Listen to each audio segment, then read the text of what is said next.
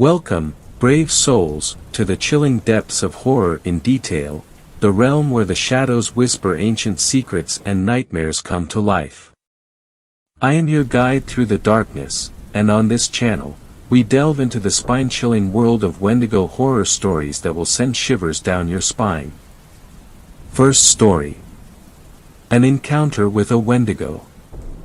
At 1 minute to midnight I took out the shot glass and put it beside the bottle of Jägermeister. I don't drink anymore after what happened to Pop. The one exception is the first day of September.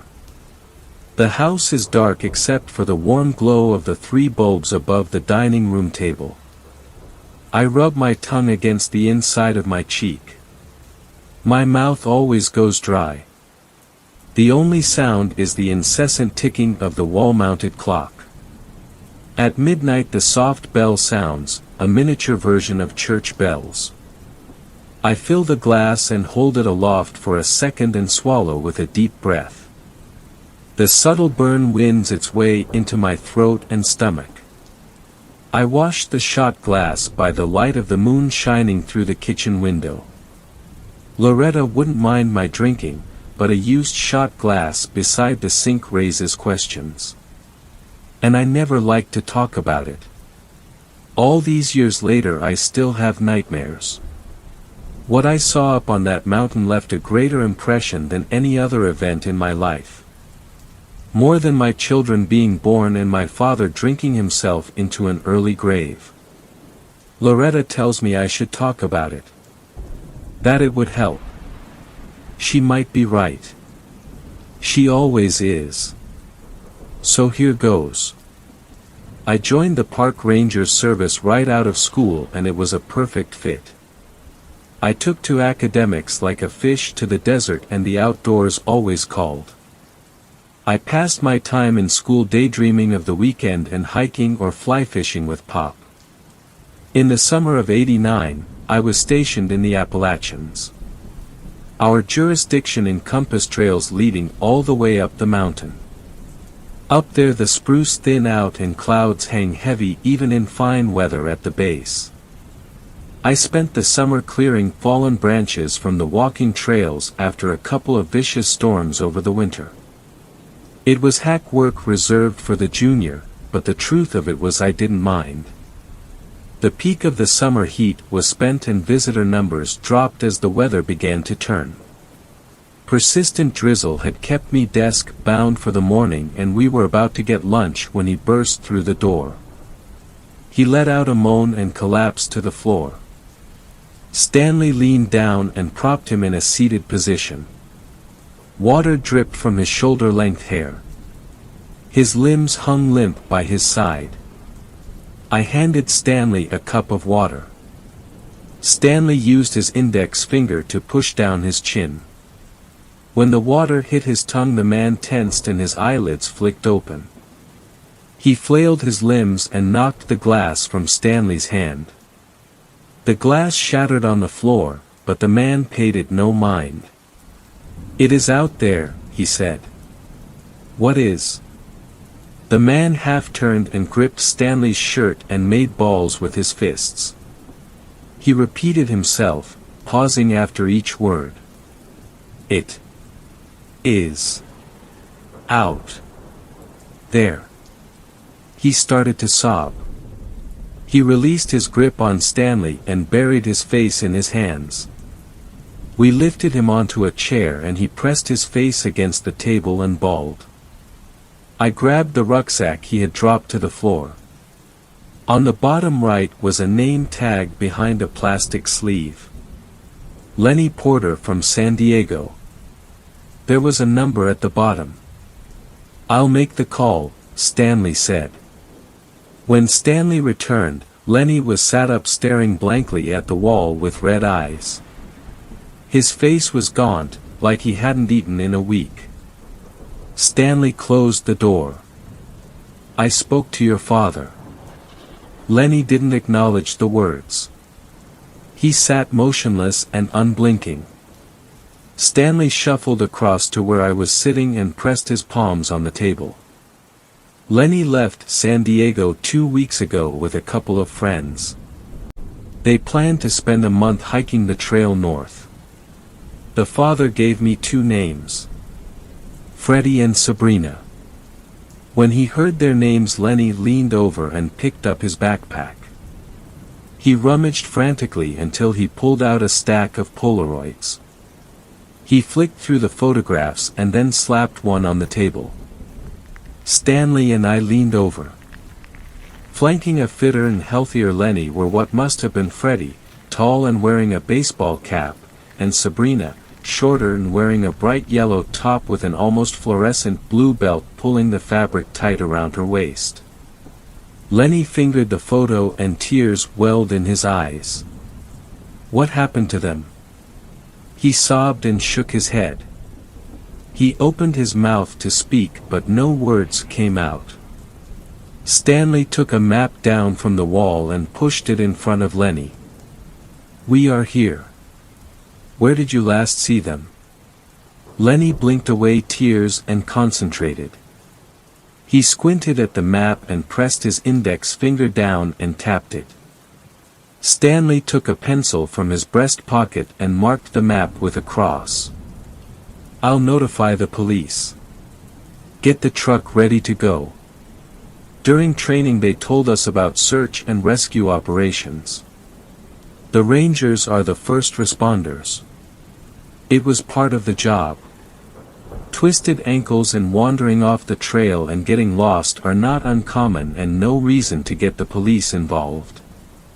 But this felt different. I secured the gear in the truck and Stanley appeared, flanked by a police officer in his early 30s. "Harry is hitching a ride. His partner will take care of Lenny." We drove up the trail for about 15 minutes with the truck until it grew too narrow and treacherous. We split up the gear between us and set out on foot.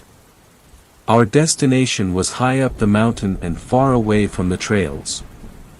It was almost as if the trails deliberately avoided the area. We hacked our way through the thick forest. How had they ended up all the way out here?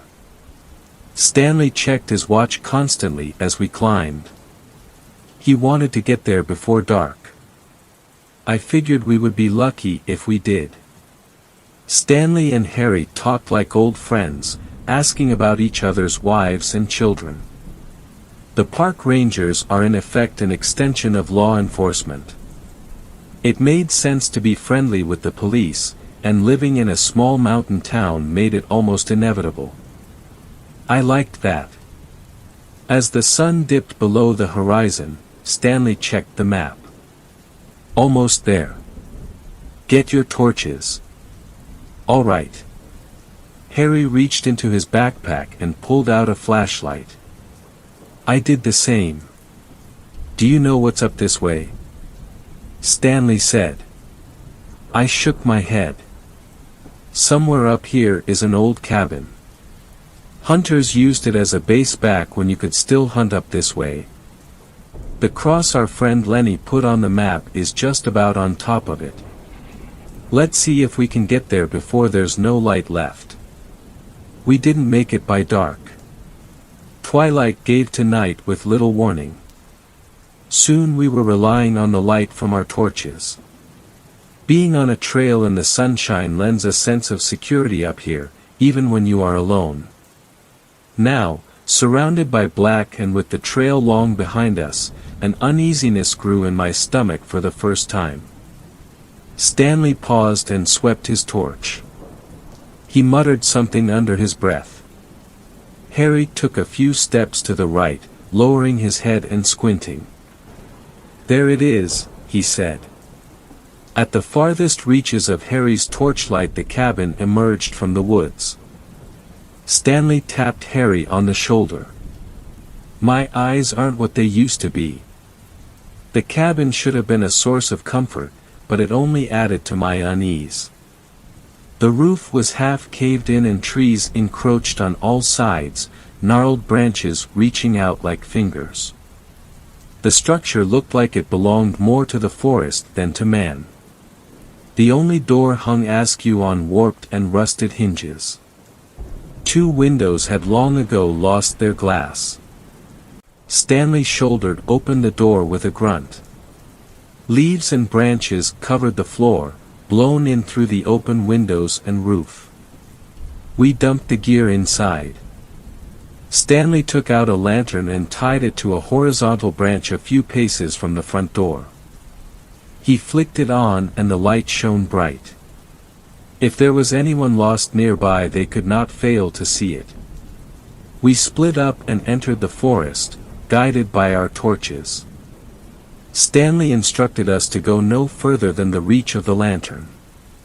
It was our lighthouse on the horizon. The wind blew in fresh from the north.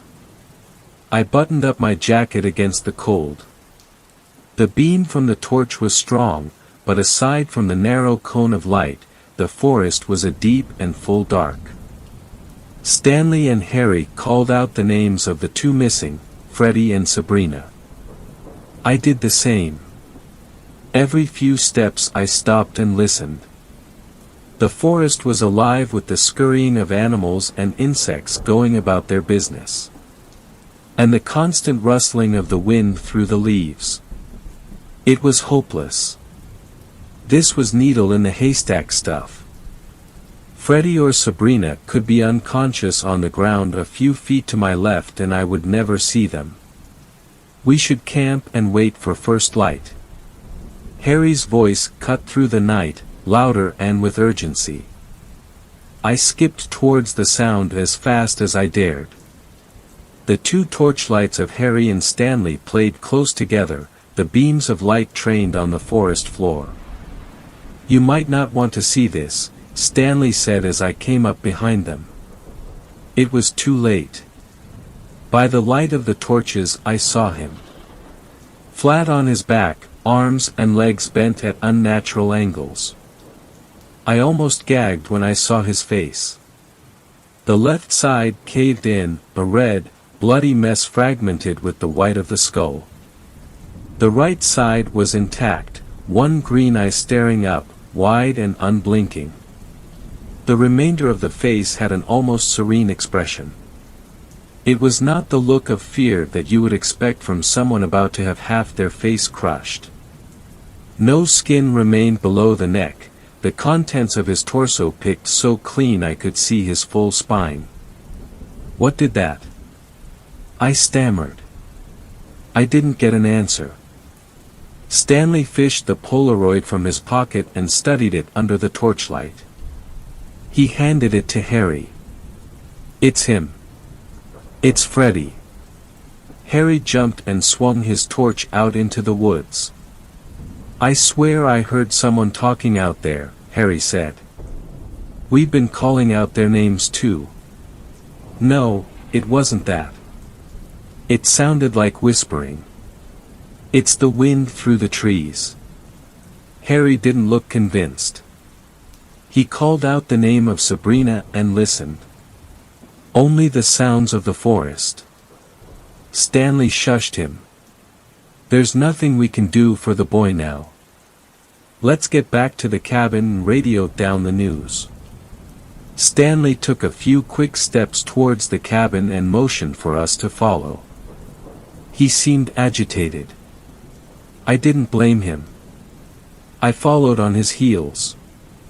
Harry lingered, searching the woods with his torch until he too fell in behind. The inside of the cabin felt like a sanctuary.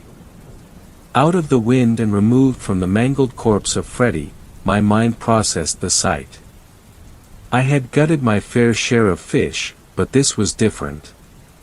I put my hand to my stomach and swallowed hard. I was overcome with a compulsion to repeat my unanswered question. What could have done that? Before I could, Harry gave us some more bad news. There was no response on the radio, only static. It wasn't surprising, the cabin sat in a depression between the peak we crested on our way in and the taller peak beyond. We have to go back, I said. Harry shook his head. Not in the dark and not when there's someone still out there. "We don't know if that girl is dead or alive," Stanley said. "I heard her." "You heard a whisper is what you said. And if she was there she would have come to the light. She'll come to the lantern and we'll wait for her." Harry threw out his arms in protest. Stanley sighed. "If she's dead then we'll find her in the light of morning. If she's alive and nearby enough to whisper in our ears then she'll come to us." Two rectangles of light shone through the open windows from the lantern outside, but the front room of the cabin still had dark shadowy corners. Stanley took a second lantern and tied it to an old light fixture hanging from the ceiling. The room lit up as if under sunlight, but a cold light that gave the room a bare and unwelcome feel. I busied myself clearing a space on the floor beside the black pot-belly stove at the rear of the room. Stanley and Harry stood as statues, staring up at the wall behind me. I turned. Etched in black soot onto the blank wall was some kind of monster. Long-limbed and with an elongated skull. It stared back at us through white blobs left clear of black. I took a step back and almost stumbled. "What is that?" I didn't need an answer. You don't live and work up in the mountains here without hearing the stories. Stories told dismissively by daylight, like you would talk about the monsters you imagined hiding in your closet as a kid. By night and around a campfire the stories take on a graver tone, and the name of the monster is only ever whispered. Wendigo. Of course I had never seen one. But if I had to imagine what one might look like, the painting in soot taking up the full height of the wall of the cabin was an exact match. I waited for one of the two men behind me to dismiss what we saw drawn on the wall. To make light of it and crack a joke. Neither did. Stanley uttered a simple instruction. No one goes outside without a weapon. Our shadows danced on the walls. The lantern hanging from the ceiling did not move. Stanley leaned and looked out the window. The lantern hanging from the tree branch swung back and forth like the pendulum of a grandfather clock. There was wind tonight, but not enough to do that. Stanley bent down and fished a rifle from the bag. My heart beat like a drum in my ears. And then something else. Whispers. What sounded like the whispers of a girl, entreating us, inviting us out into the darkness of the forest. Stanley inched open the door with the muzzle of his rifle. He stepped through the gap and watched the lantern on the tree come to a rest. He stood beside the lantern and searched the corners of the forest illuminated by the light. Nothing moved. Harry unclipped the leather strap on his belt and drew a pistol and went to the doorway. I felt naked and exposed with my hands empty. I took a step backwards, the Wendigo drawn in soot looming large behind and burning a hole in the back of my head. A shadow flashed through the trees and Stanley swung the muzzle of the rifle and shot, the crack piercing the night. He raised the rifle to his shoulder and flicked it from side to side searching for movement. The lantern bobbed up and down. With a rush a long-limbed creature dropped onto Stanley from above.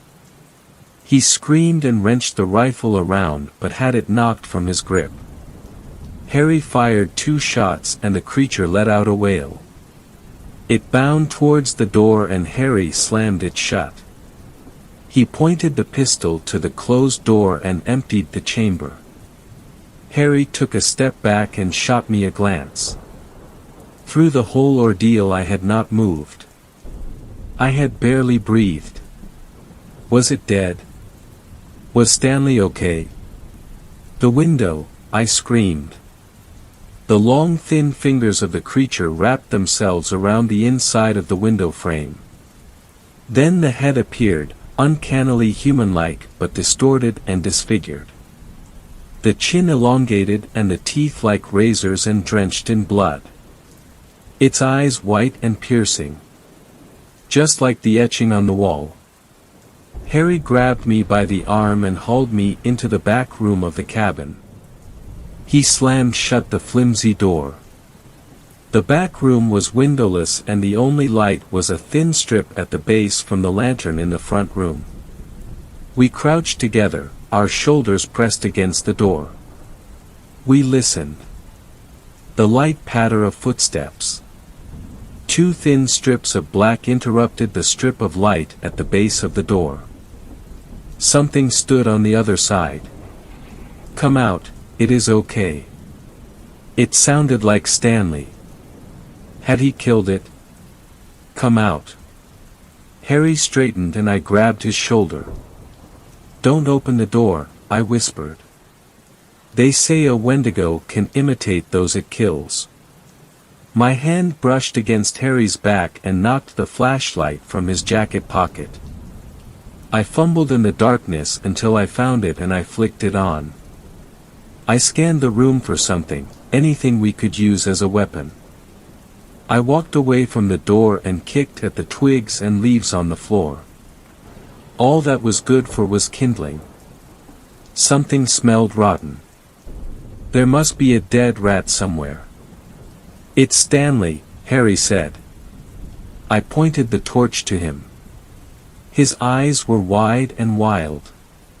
He must have killed it. He smiled at me and took a step back. The door slammed open and carried with it the rotten stench. What stood in the doorway was not Stanley, but the Wendigo. Harry kneeled before it, breathing in the noxious fumes. I shone the torch onto the creature. Its gray skin pulled tight on a gaunt frame. And then something glinted. A belt buckle.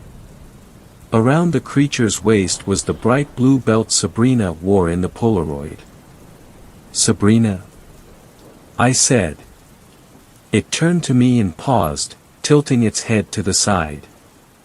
I thought I saw a glimmer of recognition, a brief moment where it knew the name. But then it snarled, its mouth opening wide and dripping with saliva.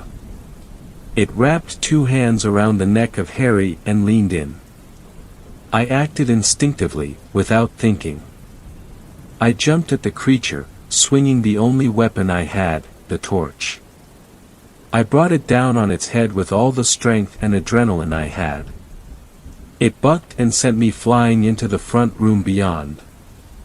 I threw out my hands against the fall and grabbed the lantern Stanley had hung from the ceiling. It could not bear my weight and the cord pulled out from the ceiling and I fell with a thud. I jumped up at a burst of warmth from my stomach. The lantern had smashed on impact and the white-hot filament broke free of its casing. I groaned in pain and the creature lumbered forwards. I retreated into the corner of the room and pulled my knees up to my chest. It stood over me and opened its mouth, razor-sharp teeth gleaming white. Then the smell of smoke. The creature hopped and then scrambled backwards. The leaves and twigs covering the floor ignited under the heat from the lamp filament. A small flame burst up and the creature covered its face. Fire. It didn't like fire. I crawled forwards and swept as much of the kindling as I could grab onto the flames. The fire grew and the creature screamed. As smoke filled the room it coughed and spluttered. It made one last effort to come at me and then retreated out of the room and into the forest. I went to the back room and grabbed Harry. We stumbled out of the cabin, the fire now spreading up the walls and to the roof. Stanley lay below the lantern hung from the tree, unmoving and with a chunk of flesh missing from his throat. We ran into the forest in the opposite direction the creature had gone. We first climbed up to the crest and then back down the mountain. We stumbled our way down by the light of the torch. Adrenaline coursed through our veins and we imagined that thing right behind us, stalking us in the dark. When we finally crossed a trail we followed it back down to the ranger station. A team of police and National Guard hiked up to the cabin after the sun rose. The cabin had burned to the ground, the pot-belly stove the only item that survived the blaze. The bodies of Stanley and Freddie were brought down. They said Stanley's flesh had been picked clean down to the skeleton. That was the first day of September, 1989. Sabrina was listed as a missing person and her father spent a month in the mountains searching for her. But she's gone in every sense that matters. Turned to a Wendigo by hunger for human flesh. She transformed into something unrecognizable from where it began. Around campfires people still tell stories of the Wendigo. I don't know if they truly believe they are out there. But I know, I have seen it. Sometimes there really is a monster in the closet. Second story. We found a dead Wendigo on my grandpa's property. For those involved in dealing with cryptids, if any of you are reading this, why do you do it? Other than the money, of course, I feel a lot of you do it for the rush. The adrenaline. But where's the line drawn? Where does exhilaration evolve into panic? Don't get me wrong, a little risk-taking is food for the soul, but so many factors can go wrong in any situation. In particular, what do you do when you find the corpse of a cryptid you were hunting, eviscerated and dismembered? When the abrupt realization hits you that there's a bigger fish? My grandpa wasn't quite on the level of monster hunting, but boy was he a crazy motherfucker. Once, he hunted a grizzly using nothing but a crossbow, wet mud and leaves, and his wit. He's had its head mounted above his forest house fireplace ever since. I can't say how far back his love for the wilderness is rooted, but I know he grew tired of the city long before retiring from his job as a metropolitan engineer. Since then, he's lived out in an old house, in the northwestern reaches of the Olympic National Forest, about 40 miles from the park itself, Washington State. I can only imagine how lonely it must have been, living out there by himself, but he never seemed any the worse for it. In recent years, I've come to be good friends with a guy I met in college, Martin. I could see the same fire in his eyes as my grandpa's when it came to the outdoors, always pestering me to come with on camping trips, going fishing, hunting, you name it. It was a no-brainer bringing him along for a visit to my grandpa's. Honestly, I feared they might get along too well, and Martin would never return with me. In the end, it didn't matter, because both of us have been ingrained with a morbid aversion to the woods since that day. Martin was particularly eager this time, practically vibrating in the passenger of my Jeep. Last trip, Grandpa promised he'd show him the ropes of skinning in pelts. Martin often went on about how he'd feel sitting affront a roaring fireplace with a great deerskin rug laid out beneath it. My motivation was simply to check up on my grandpa. He hadn't been responding to my attempts at contacting him for the past week, so naturally I was a bit worried. We ran into a problem early, driving up the long dirt road to my grandpa's. Rounding a corner, I slammed on the brake seeing a slew of fallen trees lying across the road. Damn! What happened here? Martin exclaimed, there haven't been any storms recently, right? I sat with my hands 10 and 2 on the steering wheel, lost for words. No, it's been pretty clear weather round these parts since March. Weird. Shutting the engine off, I hopped out of the Jeep. The only sounds were the leaves, flittering in the mid-spring breeze. Nature's white noise. We were a little over 2 miles away from the house, an easily walkable distance. Grandpa had enough equipment that we didn't need to bring much of our own, so our bags were light. I had my phone, a flashlight, water, spare clothes, and my utility watch strapped around my wrist. My plan was to get up to Grandpa's, and come back down in his truck to chop up the fallen logs with a chainsaw. We thought it would be more fun to go through the woods alongside the track. A long dirt road means only boredom, after all.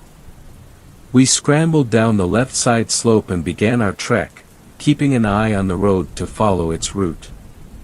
Only a few minutes later, the smell hit us. Putrid carrion. It was nothing unexpected. Animals in the forest die all the time. Even so, that hardwired part of my brain was repulsed at the smell. "Shit, something's festering out here," I said. "Can't imagine how it'd smell in summer." Martin let out a small retch, but agreed. The stench only grew stronger as we went on. It was at its peak when I almost tripped over a sharp object on the ground. I thought it to be a cluster of branches at first, but the notion quickly dissolved upon seeing their pale, ceramic reflections. A decapitated stag's head lay right in front of us. It was wrong, though. The teeth were too long, and the bone of its face was exposed. Even with the odor, I could tell it was fresh from the viscous black blood that seeped from its neck and mouth. Martin spoke up, "God damn, that's freaky. You think a bear did this? I mean, there's only black bears here, right? I doubt they could pull off something like this. A cougar, maybe? I don't know. Never seen one straight up decapitate a stag like this, though." My eyes were drawn to a trail of blood, forming a jagged streak ahead of us on the ground. My gaze followed it, until it terminated at the stag's grisly mess of a body. Well, it looked quadrupedal from a distance, but as we moved closer, I found myself sorely incorrect. The body was that of a monster. Large in stature, but bony and gaunt. Long, razor-sharp claws lying splayed across the ground like kitchen knives.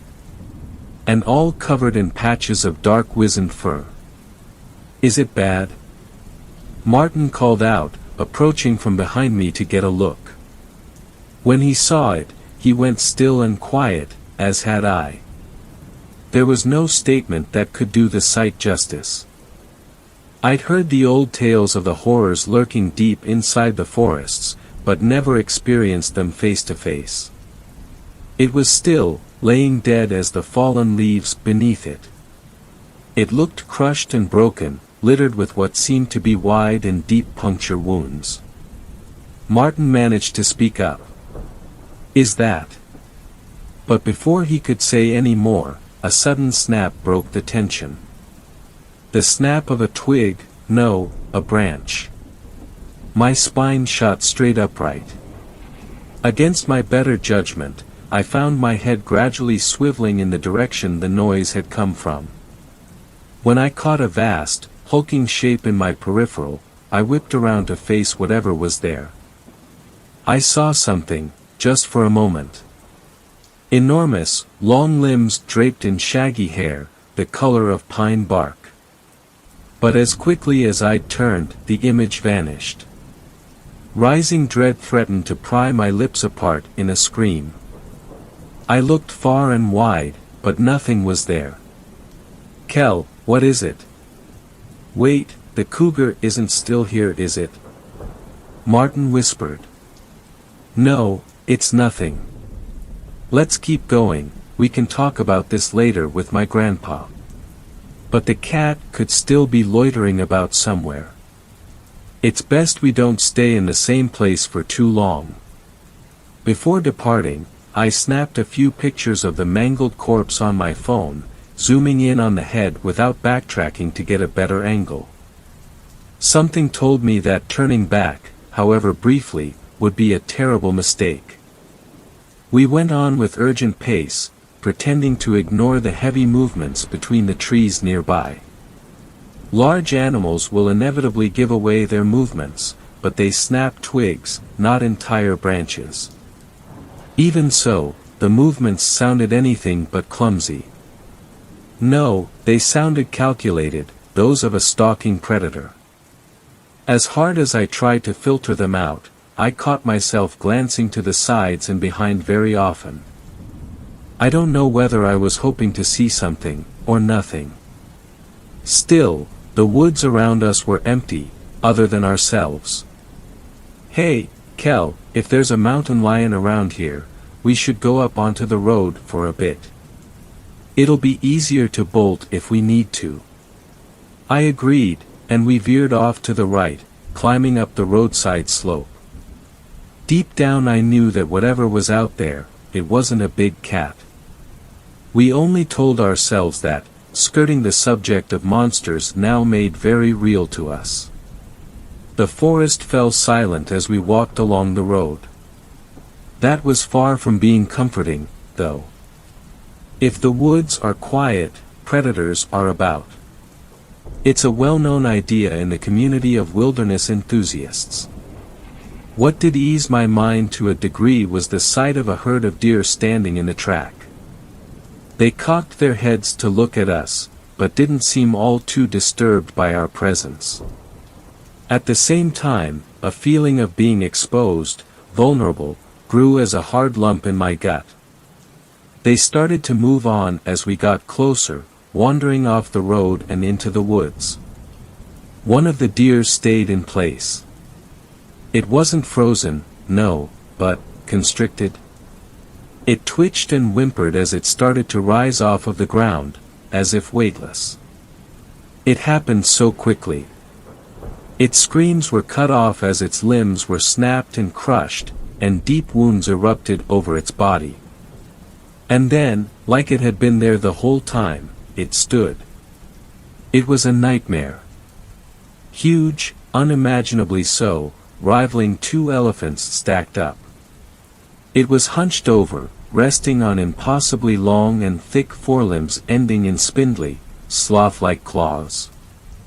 Its body was long too, ending in a pair of shorter legs, knees inverted with feet supported by spur-like appendages.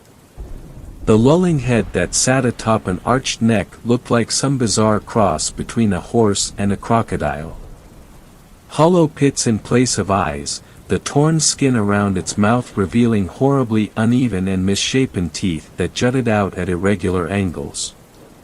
The fading sunlight glinted off of the long gashes covering its sides and head. The dead creature from earlier had definitely put up a fight. But it could never have been enough. As we stood, stunned, it reciprocated our stare, the only real movements being the sets of rib-like appendages undulating on its underside, rendering the deer into a torn sack of flesh and bone fragments.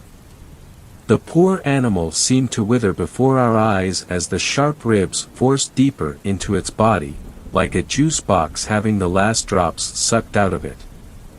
In that moment, we were part of the herd. Paralyzed. Some had already run off, but others were as statues in the presence of this beast. Another smell hit us then, different from the stench of decay like earlier, but equally as sickening. Like moist earth, sulfur, methane, and dead fish. Its source was clear as wisps of gas from the beast's mouth became thick, billowing fumes, rising into the evening sky. The tension was broken with the deer's mutilated husk thudding to the ground. The remaining deer took flight, scampering off into the trees, and in response the beast snapped its head in their direction. Something was wrong with its head, flopping around clumsily as it turned. I took a step back as it let out a deep, guttural rattle, before bounding off after the herd, its matted hair swinging violently. It splintered a tree as it went, but was totally unfazed by the impact. We waited until its thundering gallops faded into the quickly darkening night before saying anything. What the fuck, what the fuck? What was that thing? Martin sputtered, tears welling up in his eyes. I don't know, man, but we have to get to the house before sundown. I have a feeling our chances at escaping it are little to none in the dark. Are you crazy? We have to go back. I want to get as far from this place as Padash. What about my grandpa? We can't just leave him here with that thing. Martin didn't look over to me, but wasted no time disagreeing, starting his jog up the road. We were already over halfway to my grandpa's house, and even if we wanted to escape, it would be a menial task for the creature to smash the Jeep off-road. The solitary light in the distance looked like the gates of heaven. It radiated safety. But I knew we couldn't continue out in the open, completely exposed. I looked down to my utility watch, making a mental note of the direction of the house, north-northeast, before grabbing Martin by the arm and leading him off the left side of the road. Nature's cruel irony manifested in the steepening terrain and the thickening brush. The house's light quickly faded, leaving us with only our bearings to navigate. I thought we might have gone off track for a terrifying moment, but I saw the column of smoke above the distant tree canopy that could only be from my grandpa's chimney. Come on, this way. As we neared, no light became apparent. Maybe he'd already gone to bed. I could only guess with his lack of communication. We came up onto the lip of a hill, sloping down towards a flat clearing. But there was no house. There, the pillar of smoke, but there was no source. It began in mid-air from nothing. As we stopped to look, the point where the smoke came from jerked around in the air. When I picked up on the organic stench, it clicked in my mind. Just like before, there it was, looking directly at us, the thick fumes spewing from its mouth. But I noticed something else this time. Now that the moon hung in the sky, its light glinted off of something beneath the creature's head. 6 black orbs, shiny like obsidian, 3 on either side of its neck. They darted about, independent of each other, and I knew immediately what they were. Eyes. What kind of abomination was this? If those were its eyes, and it ate the deer with that structure resembling a ribcage, then that must mean it had a false head. A distraction, defense mechanism maybe. It made sense how this head flopped around limply with the beast's unnatural movements. I blinked in quick succession, and looked down to my watch. Due east. We had been misled. It had circled around us to lie in wait. In one motion, I gripped onto Martin's shoulder and pulled him in the direction we were meant to be heading in a wild sprint for survival. The beast erupted into movement, ribs rippling as it let out another rumbling trill. Martin looked over to me, confused. Hey, dude, what are you doing? There's nothing to dash. Shut up. Just run as fast as fucking possible, now, don't stop for anything. Our pounding feet were matched by heavy thumps and loud cracks of trees being smashed. I dared not steal a glance behind, fearing that even the slightest break in pace would mean death. There. I struggled to see what Martin was talking about, until the yellow light became visible between the tree trunks. We were only a few hundred yards away, but I was surprised the creature hadn't already caught up to us. Even the trees in its way stood no chance at impeding it. It had, almost, caught up. I could feel the air pressure from its massive body, charging through the trees behind. Close enough that, at any moment, I might feel its claws cleave my body into pieces.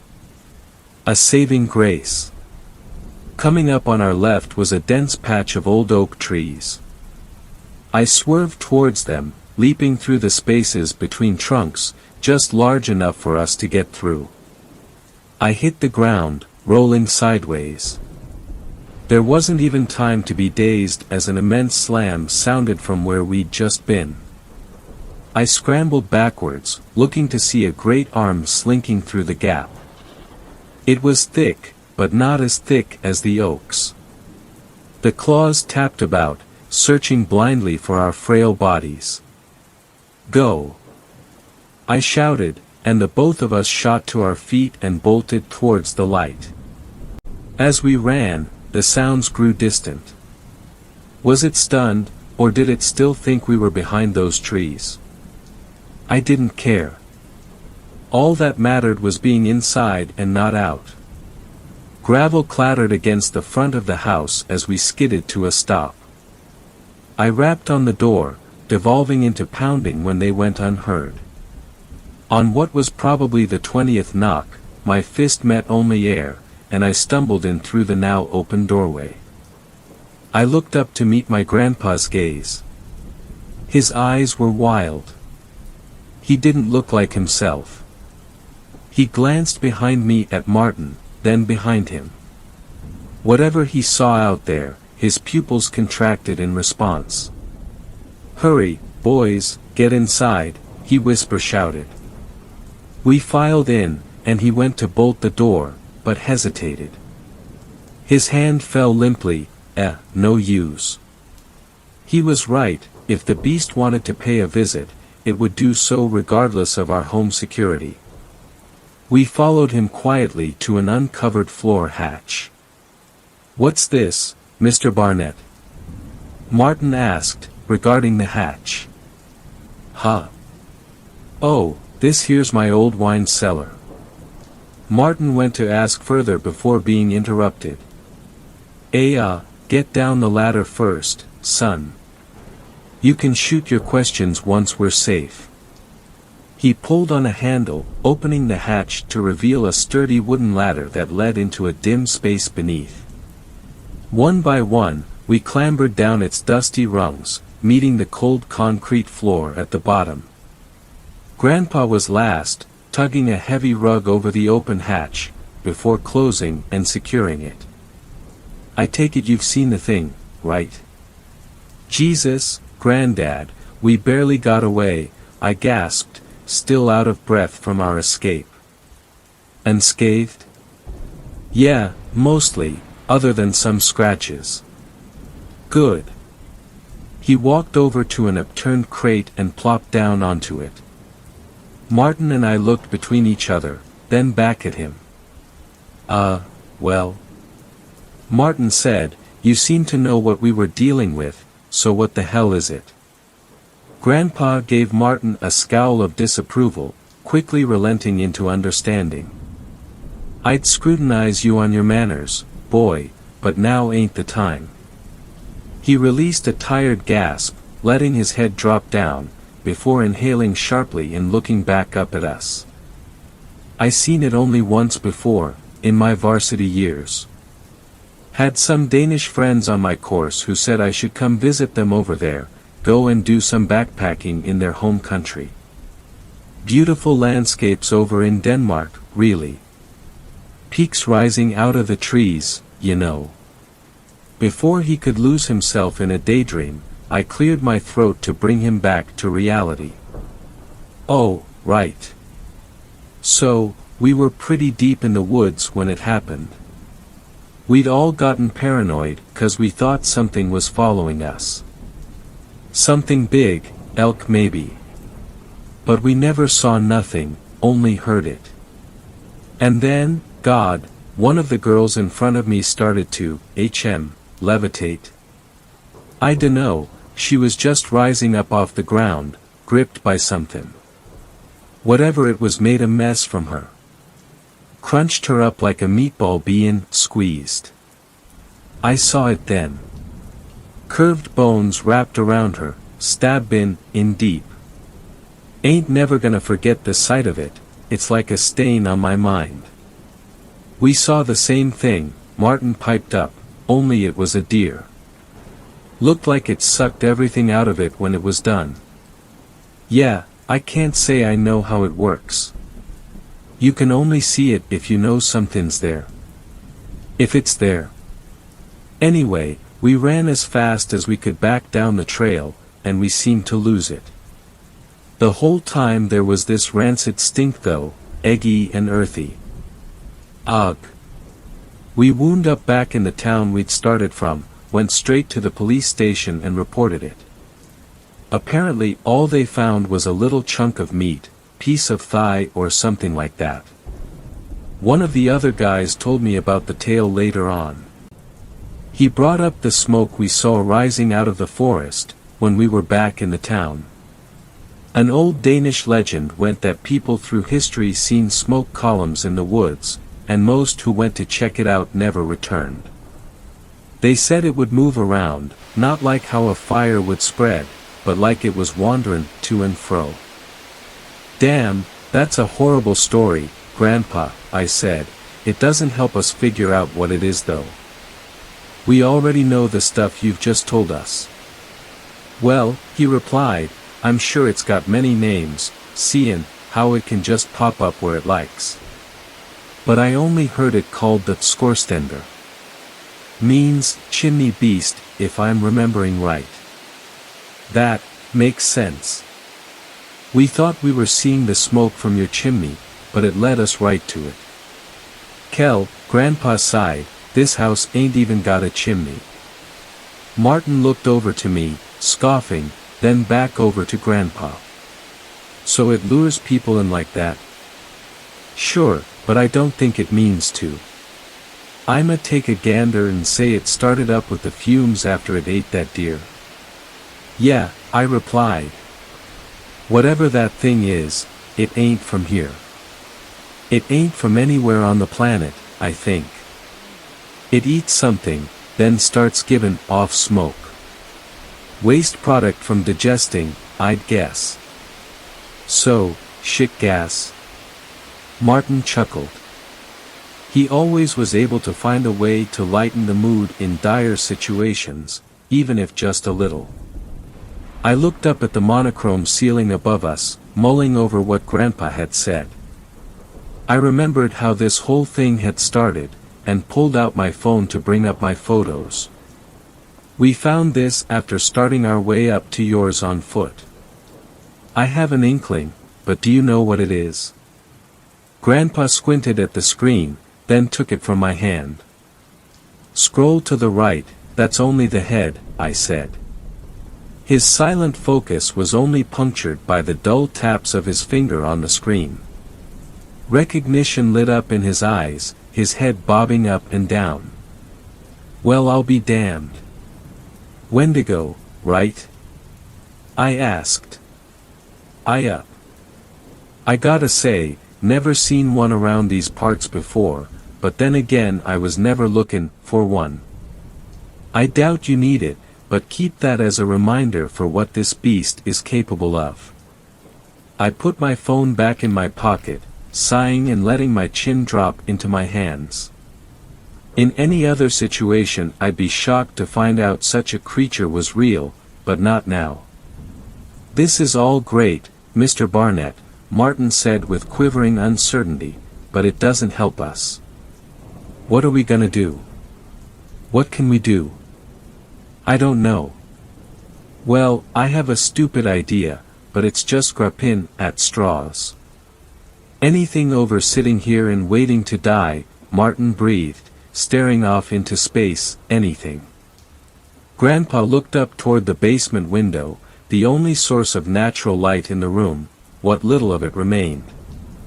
Well, I was checking my traps out east from here, about 700 yards into the woods. Only, when I got there, there was this smudge. I don't know what to call it, but that's the best I can describe what it looked like. It was like, looking into it, I couldn't register what I was looking at. Hurt my eyes after a while. Never seen nothing like it. Was after that I started seeing the skorstender, so. He trailed off, like he was struggling to find the words to say. So, what? I pressed, leaning forward in anticipation. Again, this is guesswork, but I think that's where it came out from. I threw a rock into it when I was there, but ain't hear it hit the ground. Like it went someplace else. If we can just lead it back there, just get it to go back in dash. Wait, hold on, I interrupted, shouldn't we call someone? Police? The damn army? What you think'll happen to the cops when they come out here, huh? What's a chief and a rookie in one police car gonna be able to put up against it? And good luck convincing US military to send out Marines. You'd be lucky if they thought it was a joke. I shut my mouth, swallowing my next words, allowing Grandpa to continue with his proposition. Either the beast leaves, or we die. I'm not even gonna talk about trying to drive away, you seen what it does to the trees. Stealth might work, but it's better at that than we are, big as it is, and I don't want to risk either of yous losing your lives. His last remark sent a chill down my spine. He'd said nothing explicitly, but I already began to understand what he meant. Granddad, you. Don't worry about me, champ. I got something, but you gotta listen closely. Both of you. Martin and I set our full attention on him. I wanted to hear his plan, but I really hoped it was going to go a different way from what I was thinking. Now, I want to make this clear before anything else. I'm going alone, and you boys need to sit tight and do as I say. My heart dropped, plunging into the stone-cold sea of despair. Are you crazy? No, I have to go with you, I dash. Grandpa cut me off, shushing me. As I say, he commanded. I knew he was right, but in the face of loss my thoughts wrestled against the idea. Okay. Now I'm gonna call you when I'm a ways off, alright? You have to pick up, and stay on the call with me. It's vital you keep your attention on my voice. I need both of you to be brave for the next part. I need you to make as much noise as you can. Martin's eyes bulged in fear. Won't that just get us killed? I haven't finished. That's only up until I call you. When I do, you shut up, and you hide in the darkest corner of this cellar, okay? I was heaving for breath now, cold beads of sweat budding on my forehead, but I closed my eyes and stilled myself. Why yeah, okay. Good. Once we're connected, I'll start dash. We were silenced by a single muffled thump from overhead, so forceful that the ceiling spewed cement dust down on us. Then another thump. And another. And another. I fell off my perch in shock when a booming crash sounded from above, chased by the clattering of rubble. The steady thuds drew nearer, louder, until the only sound was that of the floorboards, groaning under immense weight. I looked over to Grandpa, who looked over to me and whipped a finger to his lips. I nodded, then slowly turned toward the basement hatch. The beast was trying its best to move silently. A stifled whimper escaped my lungs as I saw the hatch buckle. A loud bang shook the house's foundations, then nothing. In the silence, I could make out the beast's ticking growl. It was toying with us. Trying to catch us out, make us think we'd been foiled so we'd burst out in a panic and try to flee. Its intelligence terrified me so much more than its grotesque appearance. It tried this bait a few more times, before huffing angrily. The heavy creaks grew distant until we could no longer hear it, aside from the single crash of a fallen tree somewhere outside. I stood up, eager to set this plan into motion, only to be dragged back down by a firm grip on my arms. My eyes fell to meet my grandpa's, looking at me with a wide-eyed scowl. "Sit down," he hissed, "not yet. Bastard's clever. It's probably waiting at the tree lean, watching for us to come out." The three of us sat in silence, ears attuned for even the slightest noise to indicate its presence. After an excruciating wait, Grandpa rose to his feet and crept over to the ladder. He scaled it, wincing at the creak of a rung, then pushed open the hatch ever so slowly. The rug that had been above was tattered, torn fragments slipping down into the now open space. He peeked out from side to side, checking rigorously that we were safe. As he pressed his hand upward, what sounded like a broken tile was disturbed, clattering to the floor above us. Grandpa froze in place, visibly tensing. Creawalk. The heavy step, followed by the guttural rattle. I prayed to God I wouldn't hear, forced Grandpa into action. He pushed himself off of the ladder, tucking and rolling to the floor, right before the hatch was slammed by immense force, cracking it and warping the hinges. Grandpa shot to his feet, adrenaline far outpacing his old age. He glanced around wildly at the floor, before looking up at us with newfound determination. Ah, shit, damn it. Change of plans. Martin, distracted. Make some noise. Kel, give me a leg up to the window. Martin's jaw fell open, and his breathing quickened. Fuck, he yelped, pressing fingers into his temples, but to his credit he turned toward the hatch and started up a racket straight after. Come get it, you fucker. You ugly sack of shit.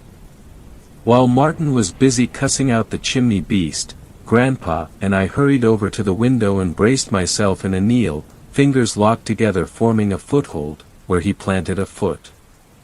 1, 2, 3 dash. I heaved him up, holding my posture while he unlatched and swung the window open. My body was already tired from running away, and Grandpa was heavier than he looked. Still, I hauled him up further until he was out past the waist, and he pulled himself out into the hazy night. I kept my focus on him as he turned around, refusing the urge to look as I heard claws cleaving away ravenously.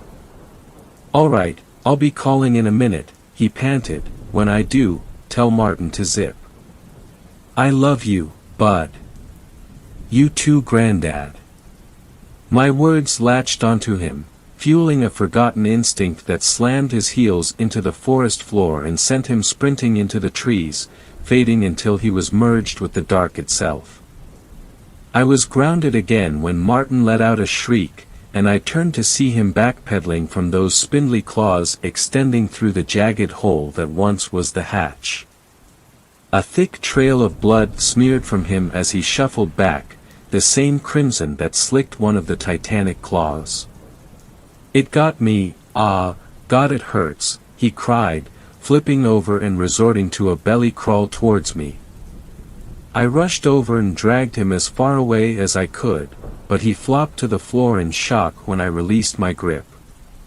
His calf was a mess of exposed, glistening flesh and bone, sliced through like warm butter. His mouth hung half open, but without a sound, so I rushed to build a cacophony in his place. As booming as I tried to make myself sound, I devolved into whimpering shouts.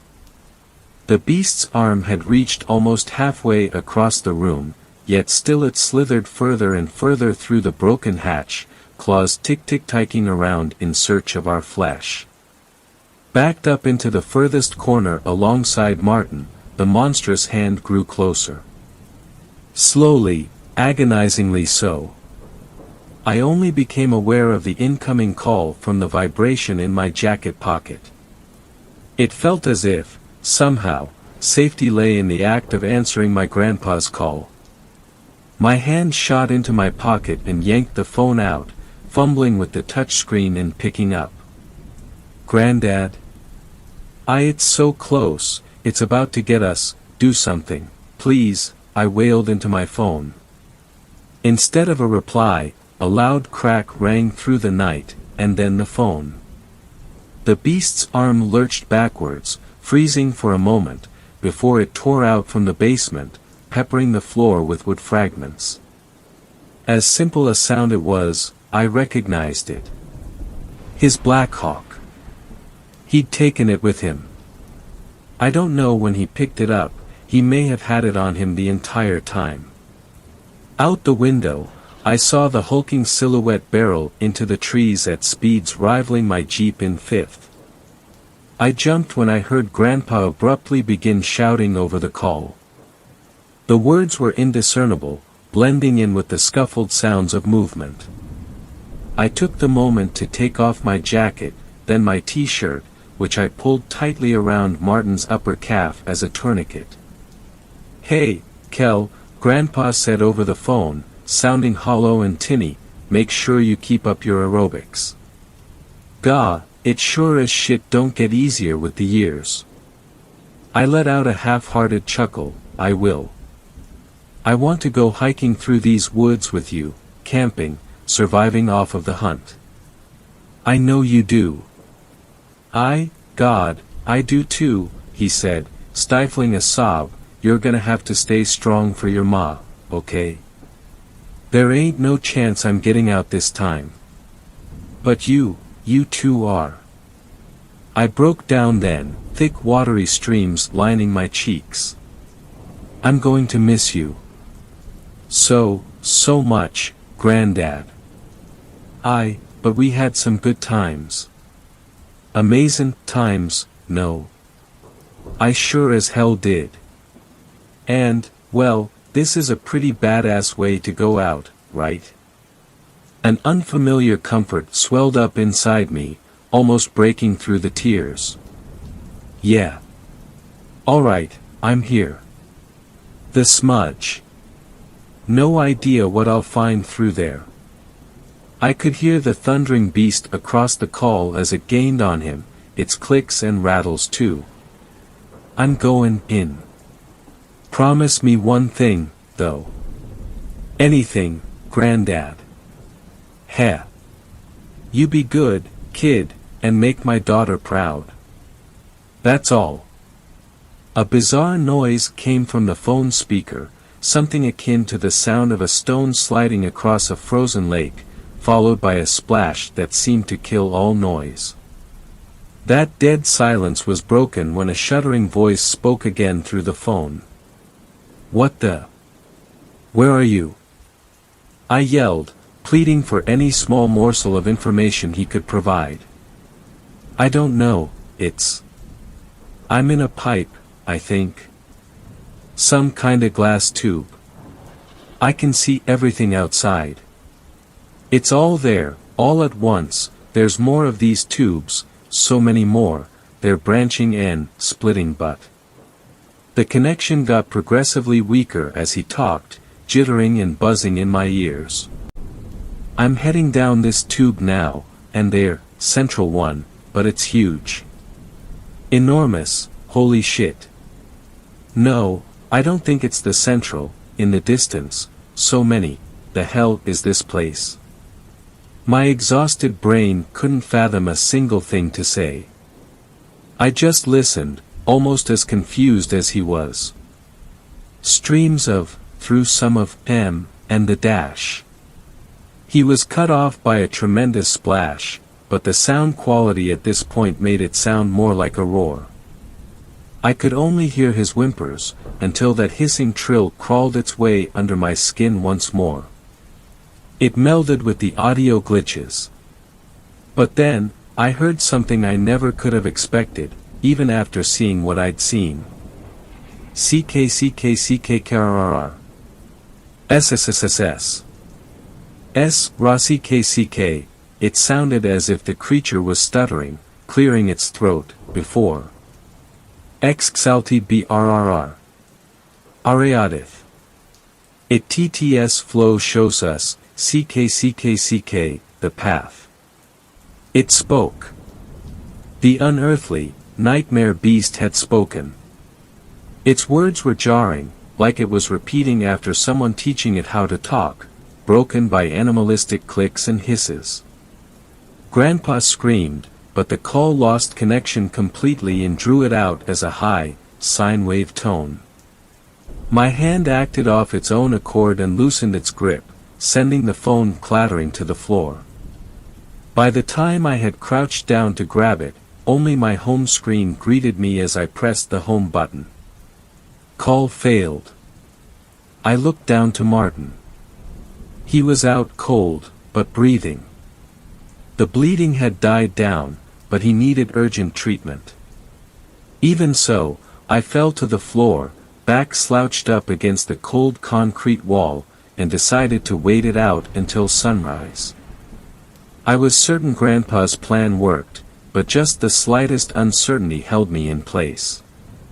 The adrenaline was beginning to wear off.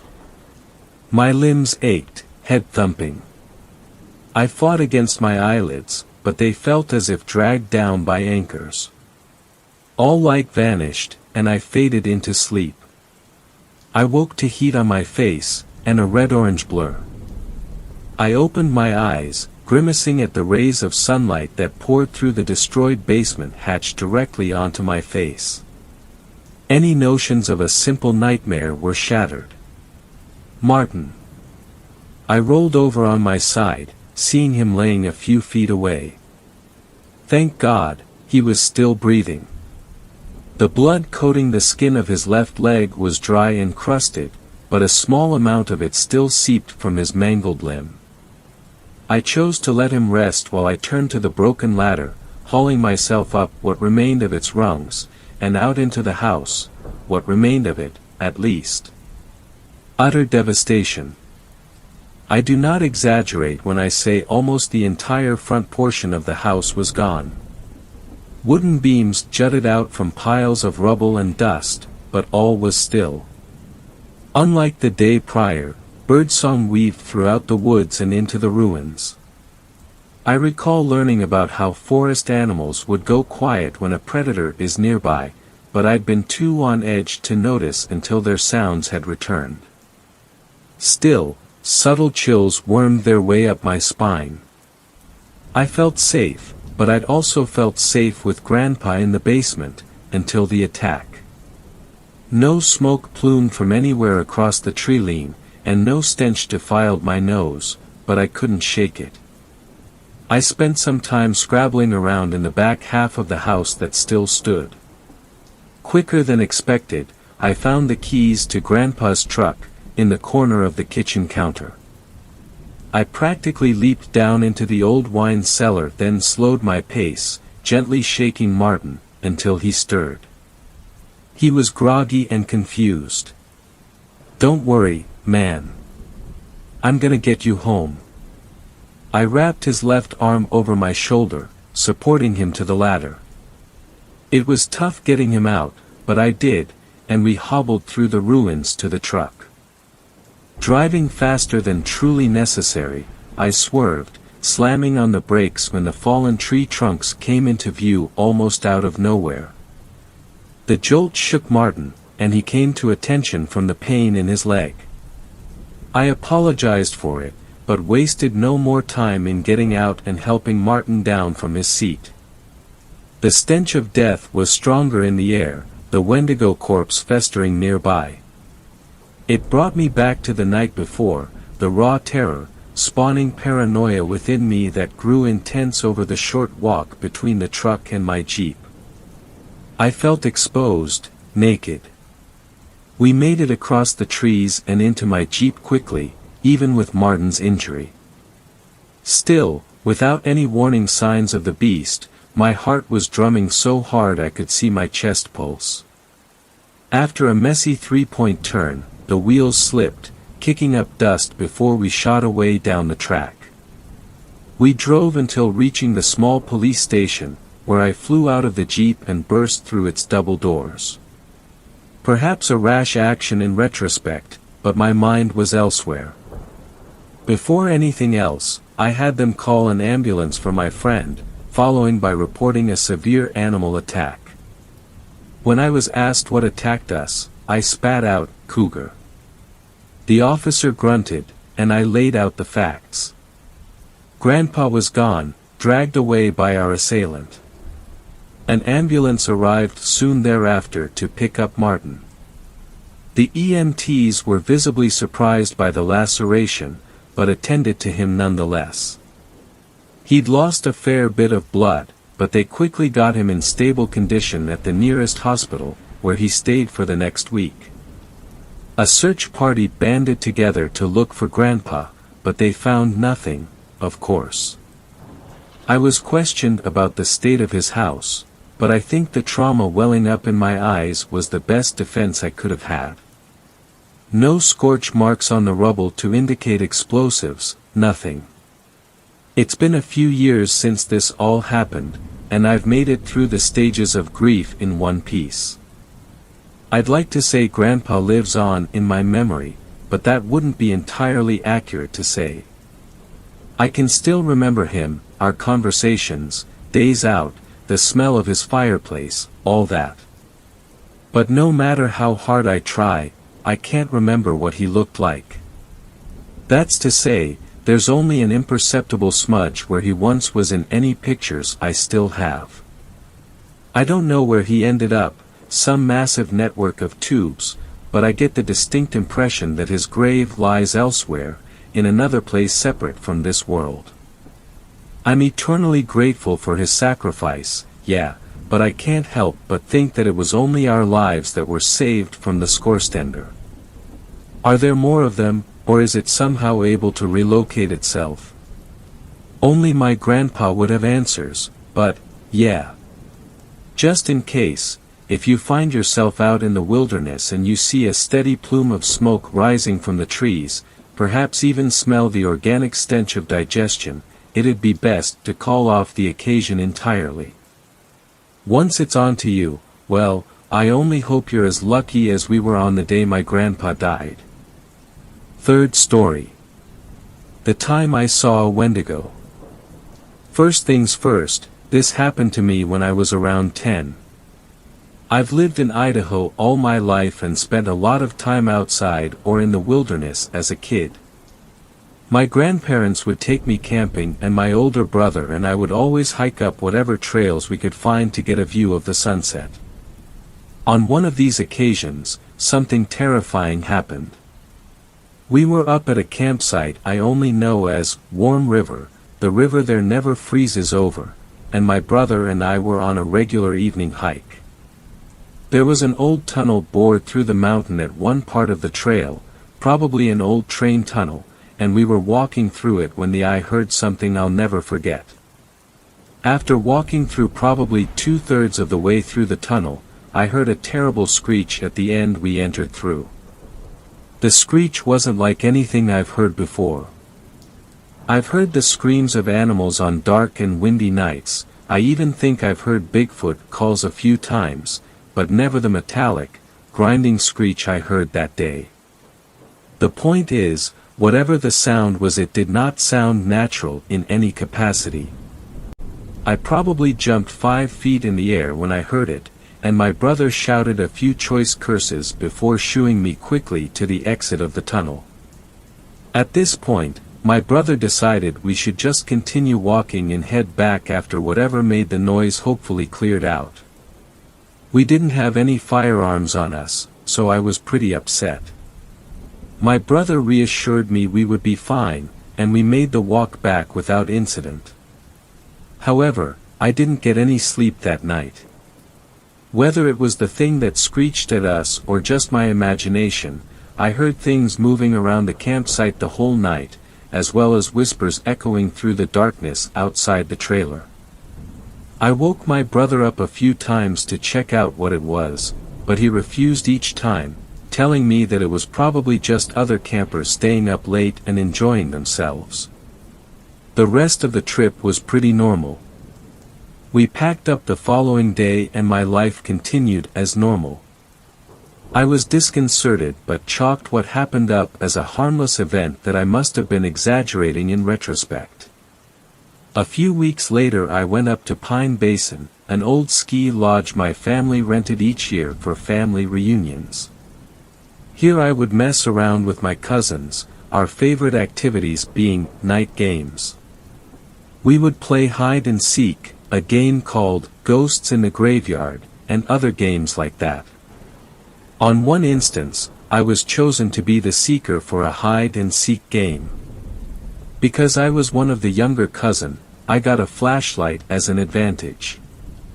Normally, All the younger cousins hid close to the lodge and the older cousins hid in the nearby trees or at the base of the nearby mountain.